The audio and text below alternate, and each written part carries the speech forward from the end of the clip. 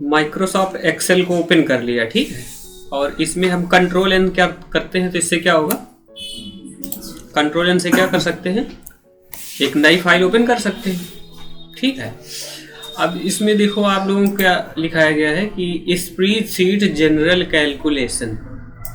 अब general calculation यानी कि हमें जैसे जोड़, घटाना, गुणा, भाग, पावर, इस तरीके से जो जनरल कैलकुलेशन है हमारा, वो किस तरीके से किया जा सकता है। तो कल आप लोगों को ये बताया गया था कि हम किस तरीके से किसी वैल्यू को ऐड करते हैं यानी जोड़ते हैं। इसके लिए हम लोग क्या करेंगे, अब जैसे यहाँ पर हम एक वैल्यू लिख देते हैं 45। इसका एड्रेस क्या है, जहाँ पर हमने 45 लिखा हुआ है, इसका एड्रेस है D4। और यहाँ पर अगर हम लिख देते हैं, इसका एड्रेस क्या है, G4, इसका एड्रेस G4 है, ठीक है। अब देखो तो ये 75 लिखा है, इसका एड्रेस और कहीं दिखाई दे रहा है, ये है, ये नेम बॉक्स होता है। ये क्या करता है, किसी सेल के एड्रेस को दर्शाता है। D4 दिखा रहा है, देखो अब कर्सर हमारा कहाँ पर है, G10 पर, ठीक है। तो ये नेम बॉक्स का कार्य क्या होता है, ये समझ में आया। नेम बॉक्स क्या करता है, किसी सेल एड्रेस को दर्शाता है। अब जैसे हमें K11 पर जाना है, मान लीजिए, ठीक है, K11 पर, तो अगर हम यहाँ पर लिख दें K और 11 टाइप कर दे और इंटर कर दे, तो कर्सर हमारा कहाँ जाएगा, ये देखो कहाँ पर पहुंच गया। आपसे बोल दिया जाए कि XFD 1048,576 एड्रेस पर आप जो है कोई नेम टाइप करिए, यानी कि उस एड्रेस को आप निकालिए।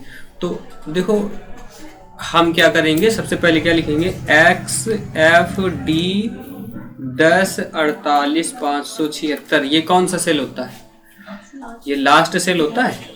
इंटर करेंगे तो देखो कर्सर हमारा कहाँ पर चला गया, इंटर कर दिए तो कर्सर कहाँ चला गया है, बिल्कुल लास्ट पर या लास्ट सेल पर आ गया है। तो हम किसी भी सेल पर जाने के लिए किसका इस्तेमाल करेंगे बताइए, नेम बॉक्स का, ठीक है। जैसे कि हमने यहाँ पर लिख दिया A1 और इंटर, तो कहाँ पर आ जाएंगे बताइए, फर्स्ट सेल पर आ जाएंगे। अच्छा, जोड़ने के लिए हम लोग क्या करेंगे, जो जनरल कैलकुलेशन बगैर फार्मूला, मतलब फंक्शन भी इसमें दिए गए हैं, ठीक है। तो यहाँ पर जो स्वयं, अच्छा, किसी भी कैलकुलेशन को करने के लिए किस सिंबल का इस्तेमाल करते हैं, इक्वल का, ठीक है। और इक्वल सिंबल को टाइप करने के बाद हम क्या करते हैं, 45 प्लस 75 लिखेंगे। तो ये तरीका क्या होगा, ये गलत होगा, ठीक है। क्योंकि अगर हमने यहाँ पर वैल्यू को चेंज कर दिया है, 50 कर दिया है, तो देखिए ये आंसर उतना ही है जितना पहले दोनों वैल्यू को हमने जोड़ा था। इसलिए हमने क्या बोला था कि आपको कोई भी कैलकुलेशन करने के लिए उसका एड्रेस देना है, क्या, तो क्या देंगे, D4 और प्लस क्या देंगे, G4। अब ये क्या हुआ, 125 है। हम यहाँ पर अगर कोई चेंजमेंट करते हैं, जैसे 70 कर दिया है, तो यहाँ पर कितना आ गया, 120, ठीक। तो इस तरीके से ऑटोमेटिकली अपडेट कर लेगा। अब कल आपको जो यहाँ पर देखो, अभी योग करना हमने बताया, जोड़ना, ठीक है, ये बिल्कुल जनरल कैलकुलेशन है। अब यहाँ पर अगर और भी वैल्यू लिखी होती, तो अगर हमें जोड़ना होता, तो जनरल कैलकुलेशन जैसे हमें और कुछ भी नहीं अभी बताया गया है, कोई भी फंक्शन यूज करना नहीं बताया गया, तो हम इस तरीके से सेल एड्रेस का इस्तेमाल करके क्या कर सकते हैं, योग कर सकते हैं। बिल्कुल सिंपल है ना। और मल्टीप्लीकेशन यानी कि गुणा करने के लिए क्या बताया गया था बताइए, देखिए यहाँ पर हमने क्या किया है, यहाँ 2 लिखा हमने, ठीक है। यहाँ पर क्या लिखा, 3 टाइप कर देते हैं, ठीक। यहाँ 2 कर दिया, यहाँ पर 2 कर दिया। अब देखो यही सीरीज अगर हमें आगे बढ़ानी है, तो 2 दूनी 4, 2 3 6, 2 चौको 8, 2 पंचे 10, 2 छक्का 12, 2 सत्ते 14, 2 अट्ठे 16, 2 देखो 20। देखो जरा यहाँ पर 2 3 1 का अंतर है। और यहाँ पर हमने क्या कर दिया, उसी तरीके से देखो हमने क्या किया है, दोनों को पहले सेलेक्ट किया है। कैसे सेलेक्ट किया है, कर्सर देखो सेल के बीचों बीच पर है और बाएं बटन दबाए हुए इस तरीके से सेलेक्ट किया। ठीक, यहाँ पर कर्सर ले जाएंगे, हम इसको बाएं बटन दबाए हुए क्या करेंगे, नीचे को खींच देंगे तो यही सीरीज भर जाएगी। अब गुणा करने पर 2 का पहाड़ा लिख जाएगा कि नहीं, इसका अगर हम गुणा करा दें, मल्टीप्लाई करा दें, एंटर कर दें तो कितना है, 4 है। तो अगर एक बार हमने गुणा कर लिया तो इस तरीके से अगर हम खींच देता हूँ तो 2 दूनी कितना हो गया, 2 दिया कितना हो गया 6। तो इस तरीके से अगर हम यहाँ पर लिख दें 2 और यहाँ पर कितना लिख दें 1, तो देखो गुणा हमने यहाँ नीचे किया था, इसको हम इस तरीके से ऊपर को खींच दे। 2 1 कम, 2 दूनी 4, 2 3 6, 2 चौको 8, 2 5 10, 2 6 12, 2 7 14, 2 8 16, 2 9 18, 2 9 20। तो गुणा करना समझ में आया। यानी कि एक्सेल में एक बार आपको जो है कैलकुलेशन करना है तो इसको ड्रैग कर देना, बार बार आपको गुणा नहीं कराना पड़ता है। ठीक है। अच्छा, घटाने के लिए आपको माइनस सिंबल यूज करना है। 100 किया यहाँ पर, ठीक है, यहाँ पर हमने कर दिया 50, सिंपल सा चीज। यहाँ पर इक्वल किया और माइनस किया, एड्रेस का यूज करना है। ठीक, अब आज एक नया तरीका देखते हैं।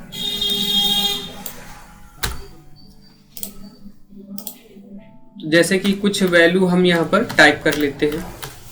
ठीक है,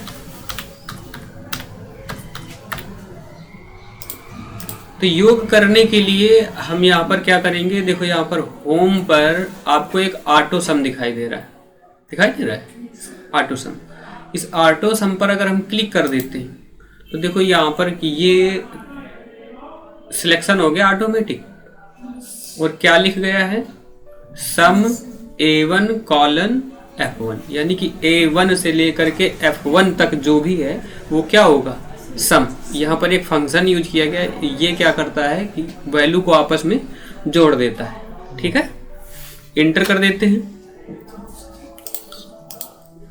अब देखिए यहाँ पर हम चेंजमेंट करते हैं, जरा से 10 करते हैं तो यहाँ पर देखो ऑटोमेटिकली 35 कम हो गया।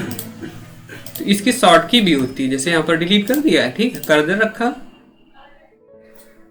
आल्ट के साथ क्या करते हैं, आल्ट की के साथ हम इक्वल यूज करेंगे, एंटर कर देंगे, ऑटोमेटिकली जुड़ जाएगा।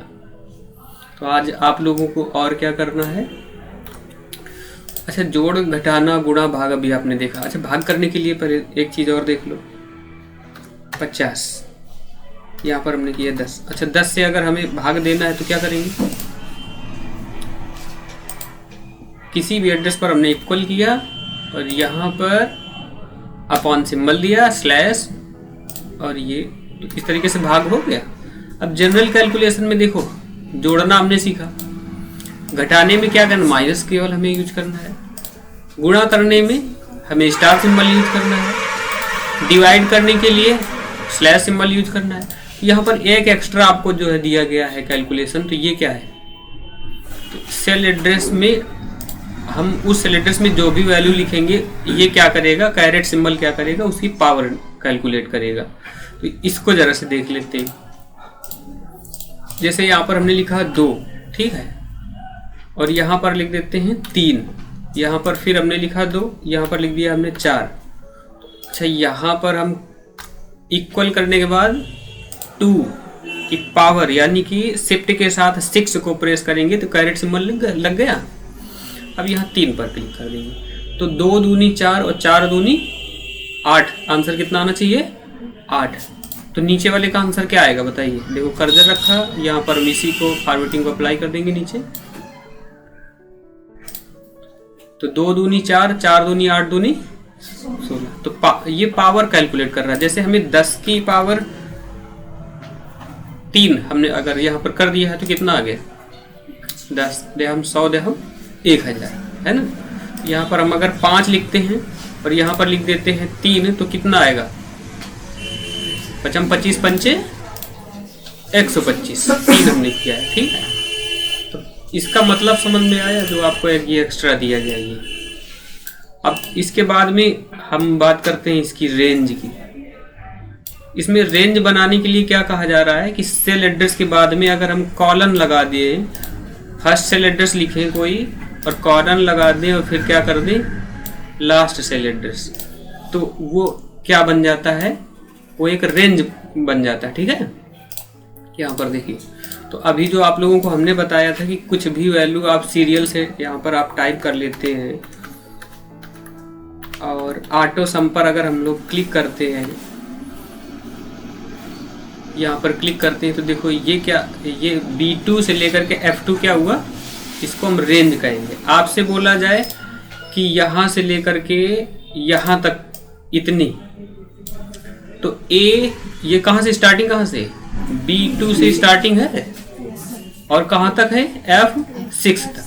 तो यहाँ पर अगर हम F6 तक ऐड करें, B1 से लेकर B2 से लेकर के F6 तक अगर हम ऐड करना चाहें, यहाँ कोई भी वैल्यू लिखे तो ऑटोमेटिकली कैलकुलेट हो जाए। तो इक्वल करके अगर हम क्या लिख दें, सम, क्या लिख दें, सम क्या करता है, जोड़ता है। ठीक है, और रेंज देने के लिए आपको सिर्फ इस तरीके से ड्रैग कर देना है बाई बटन में। अगर आपको ये नहीं आता है तो स्टार्टिंग हमें कहाँ से करनी है, B2 से, तो आपको क्या लिखना है, पहले B2 और शिफ्ट के साथ में L के बगल में एक की होगी, शिफ्ट के साथ अगर हम उसको क्लिक करेंगे तो कॉलन लग जाएगा और कहाँ तक F6 जैसे हम टाइप कर देंगे तो रेंज ऑटोमेटिक सिलेक्ट हो जाएगी।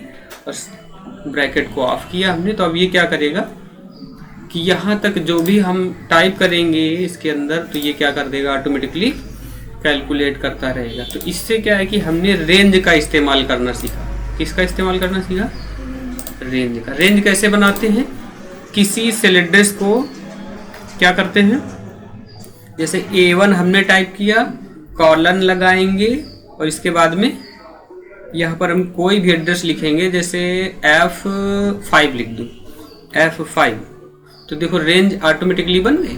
तो इस तरीके से रेंज बनाने के लिए हम लोग क्या करते हैं, कॉलन का इस्तेमाल करते हैं। ठीक,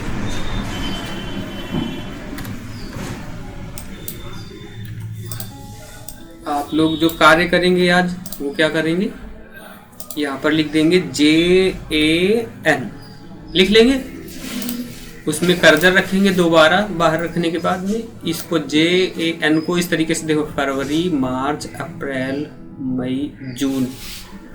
ठीक, यहाँ पर क्या लिख दिया हमने, TOTAL। ठीक, जनवरी, यहाँ पर हम एक वैल्यू टाइप कर देते हैं 4500, नीचे हम टाइप कर देते हैं 5000, यहाँ पर कितना कर दें 5000, यहाँ पर कितना कर देता है, कर देते हैं 5500। तो 500 का अंतर है, नीचे को देखो तो 500 का और इधर भी 500 का। तो अगर अंतर बराबर है तो चारों को सिलेक्ट करेंगे। देखो कैसे सिलेक्ट कर रहे हैं, बीच से सेल बाई बटन दबाए हुए इस तरीके से सिलेक्ट कर देना है यहाँ तक, और फिर इस तरीके से नीचे को आप इस तरीके से ड्रैग कर सकते हैं और छोड़ने के बाद में फिर कर्सर यही ले जाना है। जब ब्लैक कलर का सिंबल बन के आए इसको आप फिर जो है जून तक कर देना। अब देखो अगर यहाँ पर मान लेते किसी के लिखे होते नेम, ठीक है, और उनकी ये सैलरी दी गई कुछ इस तरीके से ABCDEFGH,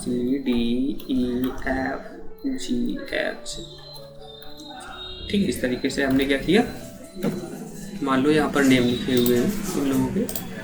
और अब जोड़ने के लिए क्या करेंगे, एक रेंज पर है सीधी रेखा पर, अगर हम प्लस प्लस प्लस करेंगे तो टाइम लगेगा, तो हम क्या करेंगे, आल्ट के साथ इक्वल करेंगे, ऑटोमेटिकली लिख गया सम, और इंटर कर देंगे। एक का अगर जुड़ गया है क्लिक करो और यहाँ पर इस तरीके से कर देंगे, सबके टोटल निकल आएंगे। अब देखो जैसे जनवरी माह में कितना दिया गया, तो आल्ट के साथ क्या कर दें, इक्वल। तो देखो यहाँ पर कर्सर रखने के बाद हमने आल्ट इक्वल कर दिया, तो जनवरी माह का टोटल आ गया, एक का निकाल लिया है, बस इस तरीके से आप पूरा कर लो। तो टोटल योग इतना आ गया, जून महीने का इतना योग हो गया। और देखो ये हमने योग करके निकाला है, तो इसको हम क्या कर दें, बोल्ड, है ना, ये टोटल है तो इसको हम क्या कर दें, बोल्ड। ये संख्या महायोग है तो इसको हम क्या कर देंगे, और थोड़ा सा साइज बिगर कर देते हैं, कलर यहाँ से बदल देते, ये बिल्कुल डिफरेंट बन जाए।